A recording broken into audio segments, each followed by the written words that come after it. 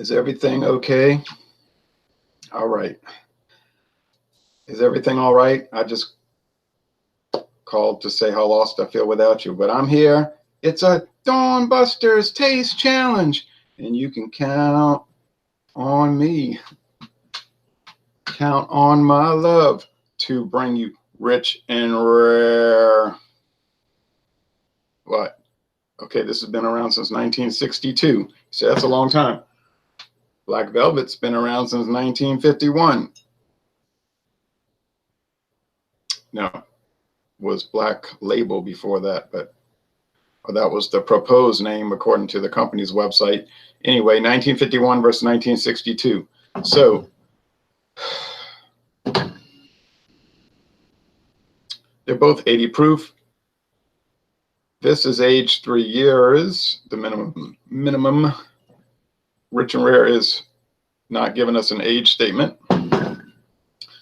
They're both distilled, blended, aged in Canada, bottled in the United States. Black Velvet in New York State and Rich and Rare in Kentucky. Okay. So I was going to start a little earlier. I was seeing all this news about different things, so I got delayed. I was never going to start before 6 anyway. I was going to watch the news, but they had the Ryder Cup on. So they're not showing the local news that happens sometimes here. But we're here. As long as you believe in miracles, we'll get by. So we're going to make it. Going to make it today. All right. Black Velvet. I don't think it's going to be too challenging because I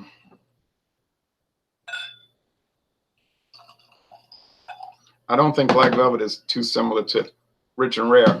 It doesn't have as much of that flavorings. And John Neely said that's why he likes it. I find it's kind of dull and bland, so I would maybe prefer the flavorings, you see. But it's a personal opinion issue. The price, you'll find Rich, and I was another reason I'm coming on kind of late. Well, really, it was the news was the main issue, but I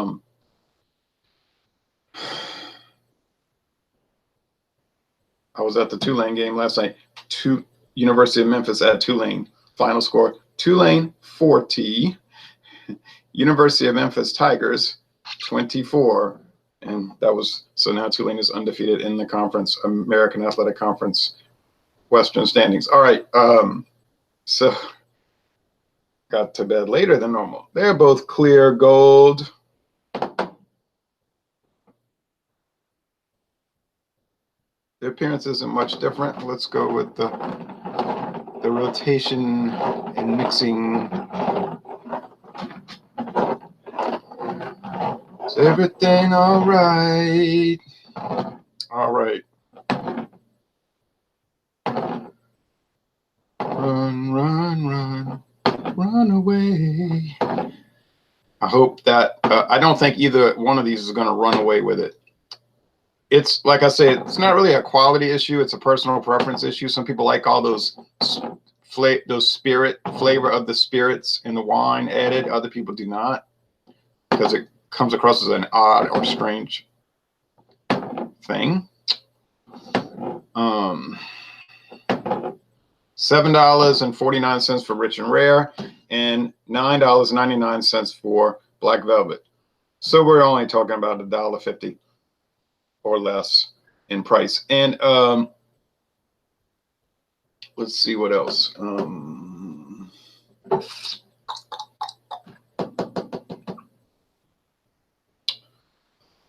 The Canadian Limited, my friend David tried. He said it tastes like licorice to him, black licorice. He said it was gross, but I said, well, I like licorice myself. You know, other people just can't stand it. So let's get going over here.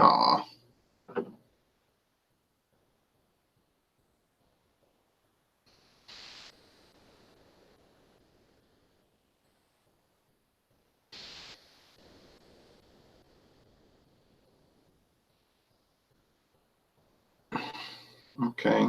Alcohol burn.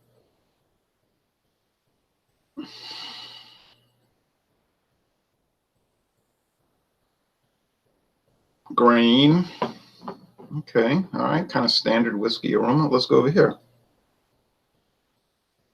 This one seems to have more of the plum wine, honeycomb. Seems to. Aroma can be tricky though with these whiskeys. So, but initially I think that's the black velvet, and this in my right hand, maybe your left, is the rich and rare. I always make fun of rich and rare because I say it's so rare you can buy it at Walmart. Come up the years, come up the years.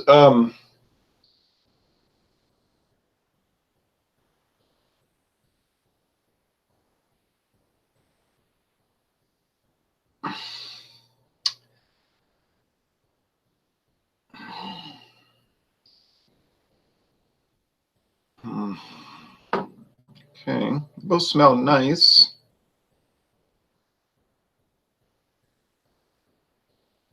But as they breathe, now they're breathing.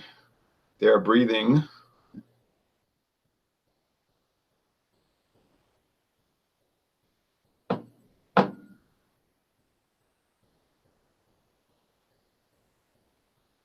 Maybe this one is starting to take on some of those things, those flavorings as well. You see, it's, you got to let them breathe a little bit. Believe me, you. Believe you, me. So now I'm a little confused. I said not gonna be much of a taste challenge, but all right. Oh, St. Charles, sing about the I heard it in a dream.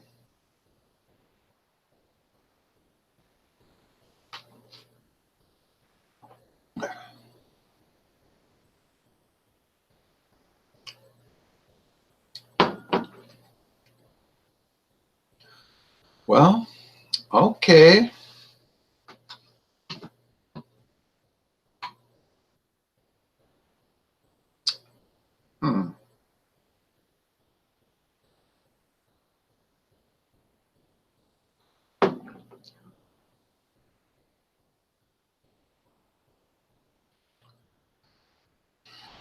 Now in the flavor, you saw, you remember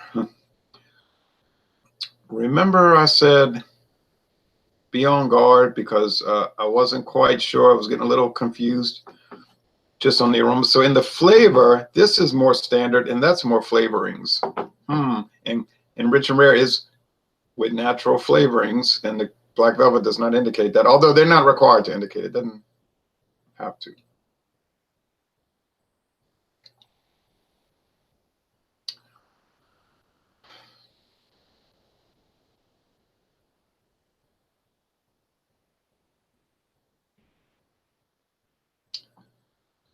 So it's been a revolution. Got a revolution. All right.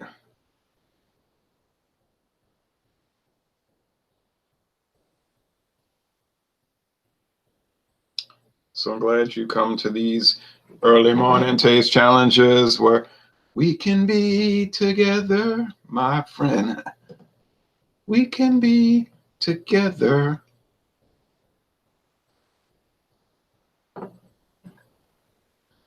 Up against the wall, Mother Hubbard.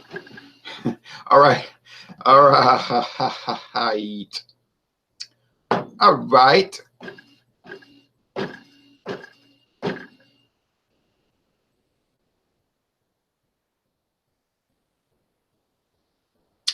All right.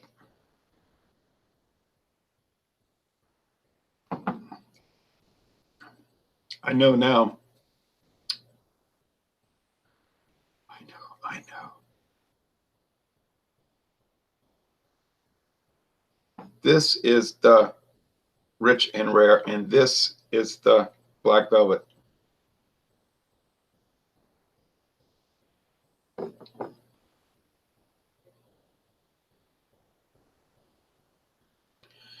This is more of a standard whiskey flavor, just grains, wood. You notice wood, you say, after only 3 years. Yeah, you do pick up some wood and even charred wood a little, but mostly just straight up like toothpick wood I've described. Now, which one's better? Well, I like how some people will use an opinion as a definitive statement. This is better, not this, in my opinion, is better. I prefer it. But they'll say this is better. And if you say, well, I like the other one, they'll say, well, you're wrong. Your opinion is wrong.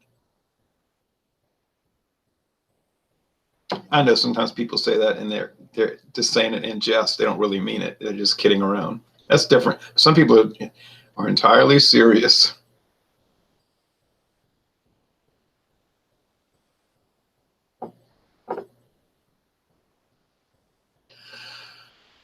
Well,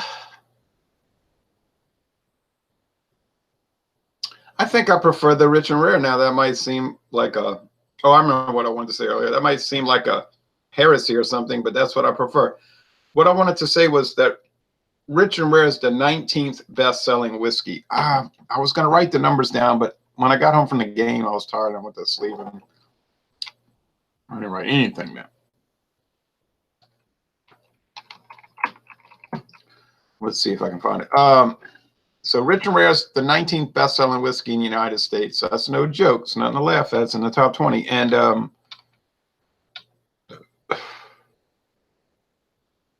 think this is the article.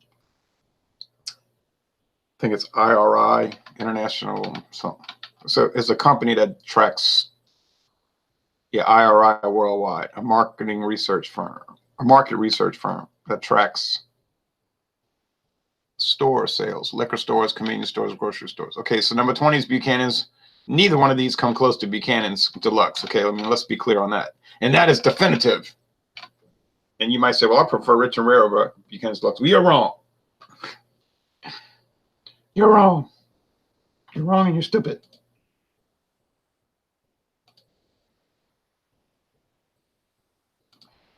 So rich and rare with sales. Oh, I thought they were going to give.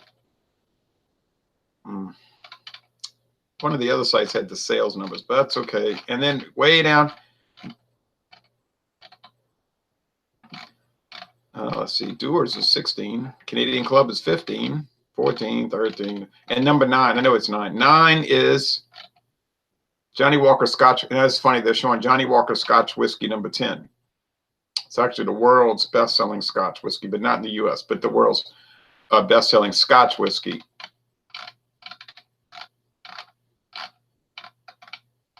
Oh, it is the U.S. best-selling Scotch whiskey. It's just that there's other types ahead of it. Black Velvet's number 9. So number 9 for Black Velvet and 19 for Rich and Rare. But it's funny, they just showed Johnny Walker Blue Label, which is $250 a bottle. I'm pretty sure it's the red label. That's 99% of the big time sales, you know.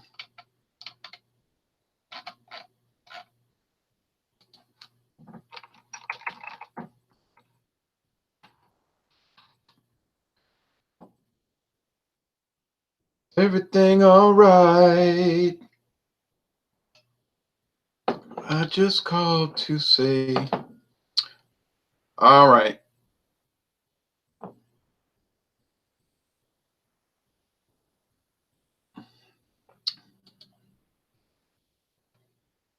I haven't looked at the label yet. I'm gonna. I'm not gonna try to look for these numbers. See, what you shouldn't do these things, but the numbers are good. If you're in the top 20 whiskey sellers in the USA, you're making a lot of money. Without, there's no doubt about that. That goes without saying.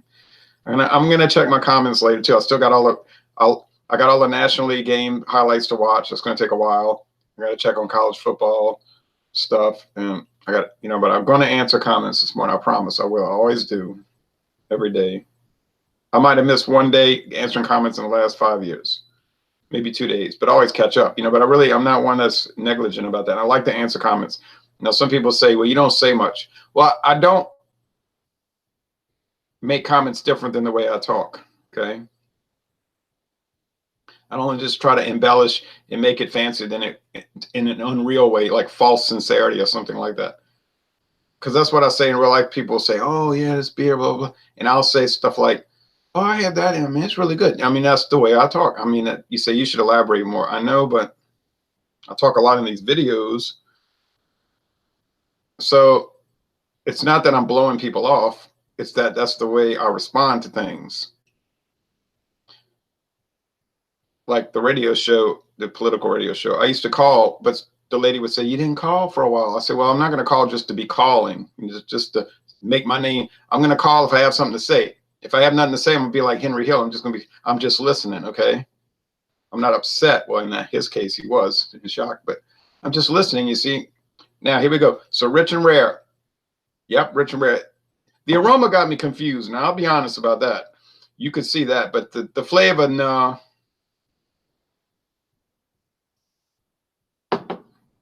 No, the flavor was not a confusing thing. Have you ever listened to Yule albums or Maynard vocals? No, I haven't. Tool albums, I meant. Sorry, typo. No, I have not. Beavis, Chaka, thanks for watching.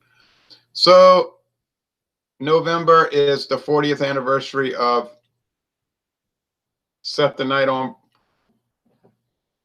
Sky on Fire, right?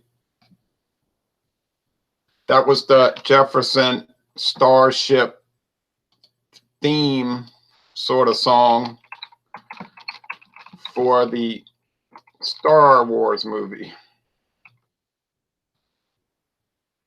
Say what?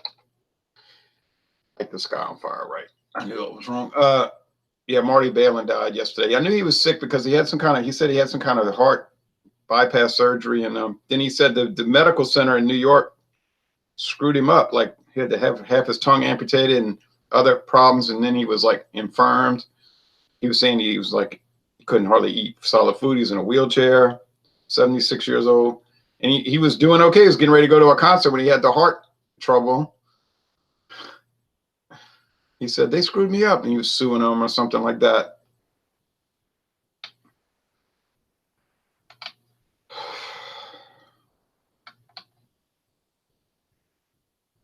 But Light the Sky on Fire was the song written for the Star Wars holiday special. On the pyramids of the legend, the great god Kopakan came from the stars and vanished, and the legend said he will come back again someday.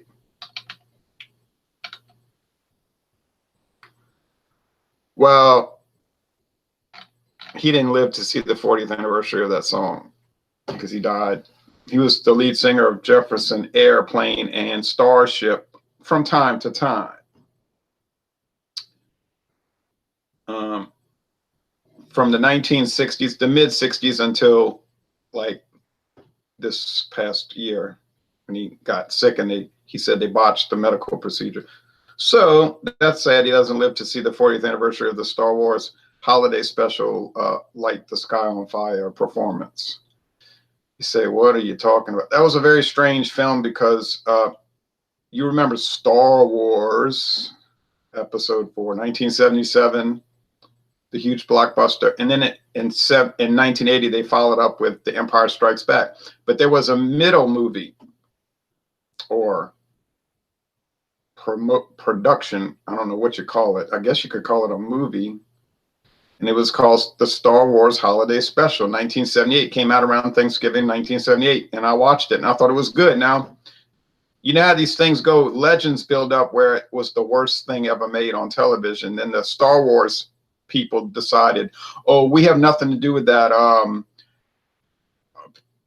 That's not part of the Star Wars universe. But they weren't saying that in 1978. And then when it was popular at the time, it was seen as odd, but not as illegitimate or anything. Like, do you believe Kavanaugh is innocent? Sorry to get political, he says.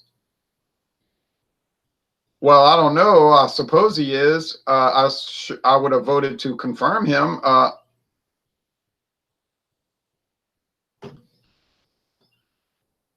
Evidence would be nice, right? To have an allegation, but no evidence kind of is a problem. But other people don't agree. They say, no, you don't need evidence.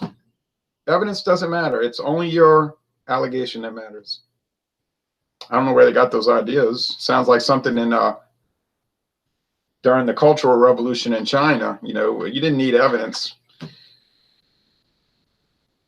Oh, so you bring up evidence. That's a capitalist idea, you jaw of traitor, you running dog lackey,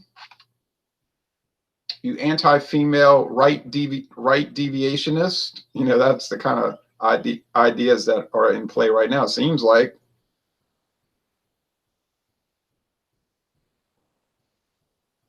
So, yeah. It really wouldn't matter what I believed. It would be that lack of evidence. A sensible person would have to say, well, this one's believable, this one's not, this one's being evasive, the other one's being evasive.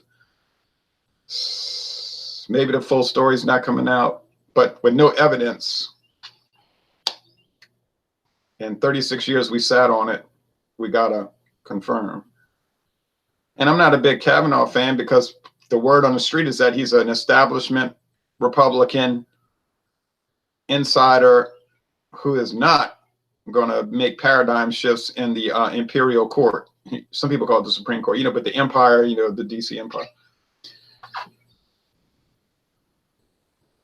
He's sort of like what he's replacing, from what I understand. Anyway, so Marty Balin didn't make it 40 years after the infamous Star Wars holiday special. It's a pretty interesting song, and they played that song in concert for years, and they still do, I believe. It was written for the movie, and Grace Slick was supposed to be in it. And you can see photos of them at their Jefferson Airplane Mansion, and with Darth Vader there. You know, they're like promotionals. Oh, we're going to make this song, and it's going to be like a big deal because Star Wars is like a big deal. So they wanted to hire like one of the big bands of the 80s. Well, yeah, the 80s, but then 70s, late 70s. So, but that was before they went on tour to Europe, and she had a few little problems. So she had to not be in the band for about 2 years because of some little issues related to going berserk on stage, aided by a variety of alcoholic beverages being consumed prior to the concert. I've listened to that audio. I said, wow, to be at that concert must have been an experience. And then even Marty Balin, you can hear him, or Balin, you can hear him in the background on stage saying, well, folks, sometimes you have nights like this. Apparently he grabbed her by the hair and the waist and wouldn't let her go. He was like, you're not getting off this stage. You drunk. And she said, Marty. There was like 2 songs into the concert. Marty, are we almost done? He's like, you. All right, anyway, that's a long story. This is not Jefferson's Airplane History Night morning. There's the daylight.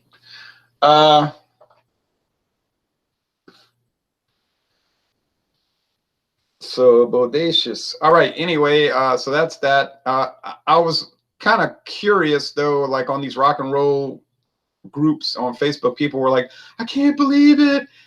I'm so shocked he died. Well, I don't know why they're shocked, because if you read the news, he was already ill. And secondly, why does that surprise you when old people die? 76, I know these days it's not extraordinarily old, but it's not like young. I mean, these people all the time, oh, this famous actor died. He was 93. I can't believe it. I can't believe it. It's like, why can't you believe it? That surprises me more than the death of the artist. Now, I was a little shocked, I admit, when I was watching the CBS Morning News getting ready for this, and they said Marty Balin died, and they announced it, and I said, what? But then immediately I thought, yes, he had been ill, and he was complaining about the hospital messing up his health. Okay. Thank good Grace. Well, he meant Grace Slick is still kicking. Her IQ is off the chart. I don't know if her IQ is off the chart. Her ability to talk a lot is off the chart and tell interesting, crazy stories. I don't know how smart she is. She even says she's not too bright, and she wasn't a good academic. She didn't finish college, but she was too busy partying, you know. She admits it.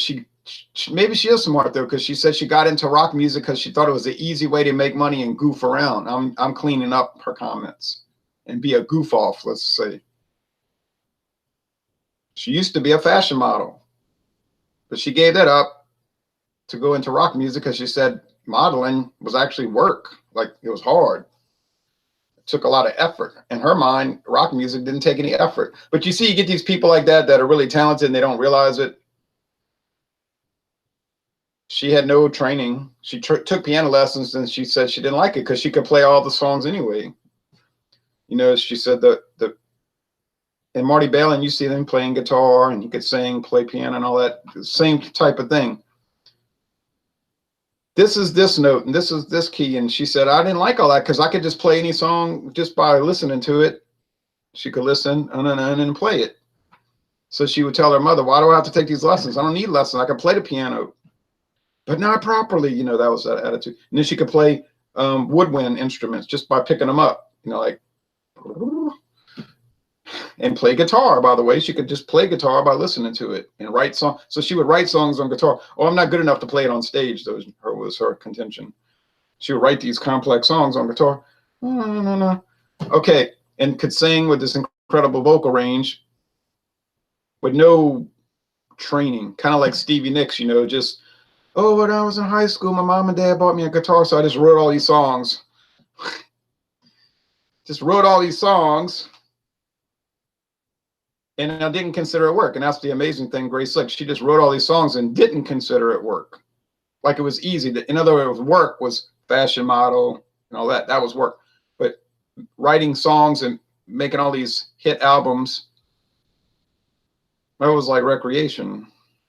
Not to mention, well, let's get off of that. All their drug use and everything. And then they brag about it. Not brag, but they don't try to say, oh, I was an addict, I had problems. You know, she doesn't say that. Marty Balin said, man, I used to drink a lot. He didn't like drugs. You know, he said, I don't like all that coke. That's why he quit the band the first time, he said, because they always are on cocaine all the time. He said, they were on cocaine all the time. And I would be aggravated in the studio about some music or whatever, and they'd say, just chill out, man, it's cool, everything's cool. And he said, these cokeheads, that's all they ever say, these people on coke. It's cool, man, it's cool, just dig it, chill out. He's like, you know, screw you, I don't want to hear all that cocaine talk. I want the damn song done right. You know, that was that kind of attitude. And she talked about, yeah, I used to use all these drugs, and I like doing it. Oh, well, you know, but drinking, that was where they ran into trouble. All of them. The whole group. Heavy alcohol consumption. Balin, he liked the way it made his voice sound. If he wasn't like drunk on Jack Daniels, he couldn't sing it right or something. It's really strange. Oh, well, enough music reminiscing. This thing was supposed to be an alcohol challenge, a taste challenge. It was a bit of a challenge, honestly. So the rich and rare wins. In my opinion, it's a little bit better, but you see, that's totally an opinion. Other people would say, you're crazy. Black Velvet's way better. And then other people would say, oh, no, both of y'all are crazy because both items are trash, garbage, bum liquor. I don't agree that they're bum liquor. I don't agree with that. I don't accept that. On the other hand, I'm not saying that they're world class. And I don't think any reasonable person would say that they're world class. No one's going to say that Black Velvet and Rich and Rare is world class. They're just there. They exist, like Kraft macaroni and cheese, Campbell's chicken noodle soup, McDonald's Big Mac. You know, they're common items. They're serviceable, okay? I think we all understand that. I think most people can understand those concepts. They're not difficult to grasp. So as we sum it up, can inexpensive liquors be interesting to drink and taste challenge? Yes, they can be, if you look at them with the right perspective.